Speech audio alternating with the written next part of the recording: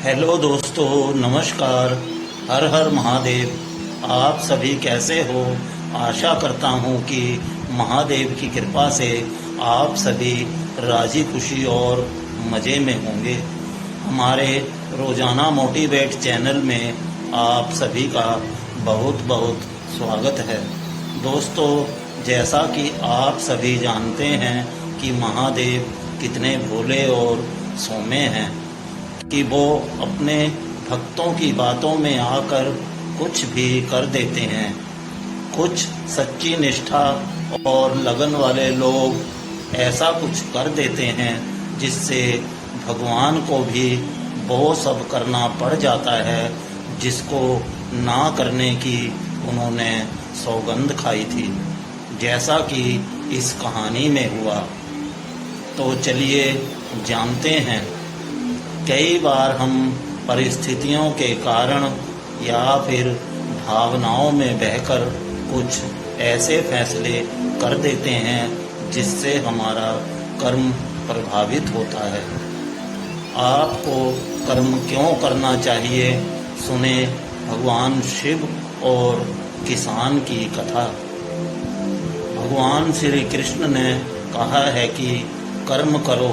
हम सभी व्यक्तियों को अपना काम बड़ी निष्ठा और निस्वार्थ भावना से करना चाहिए।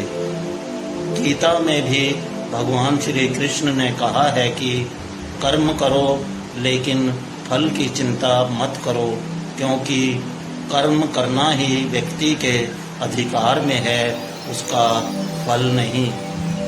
कई बार हम परिस्थितियों के कारण या फिर भावनाओं में बहकर कुछ ऐसे फैसले कर देते हैं जिससे हमारा कर्म प्रभावित होता है। आपको कर्म क्यों करना चाहिए, सुने भगवान शिव और किसान की कथा।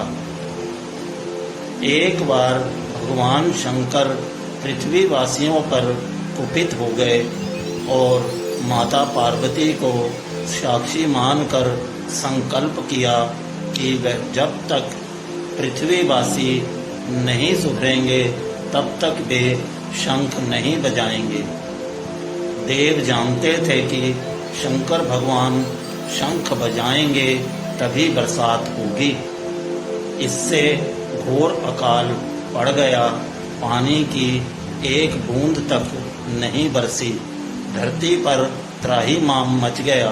ऐसे में एक दिन भगवान शंकर पार्वती आकाश में विचरण कर रहे थे तो उन्होंने एक अजीब दृश्य देखा कि एक किसान भरी दोपहरी में चिलचिलाती धूप में खेत में की जुताई कर रहा है।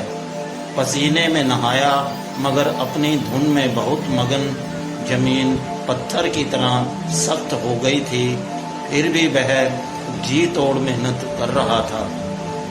उसकी आंखों में आत्मविश्वास था और उसके पसीने की बूंदों से उम्मीद टपक रही थी।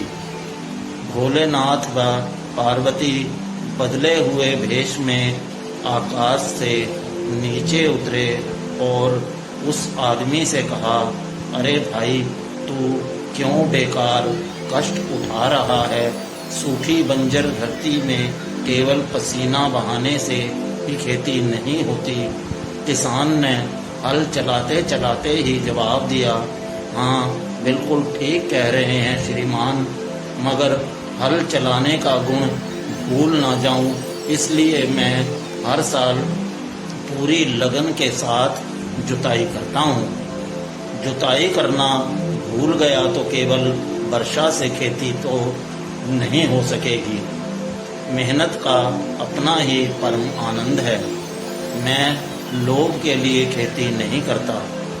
किसान की बात सुनकर महादेव को भी लगा कि मैं भी तो परम आनंद की अनुभूति के लिए ही शंख बजाता हूँ।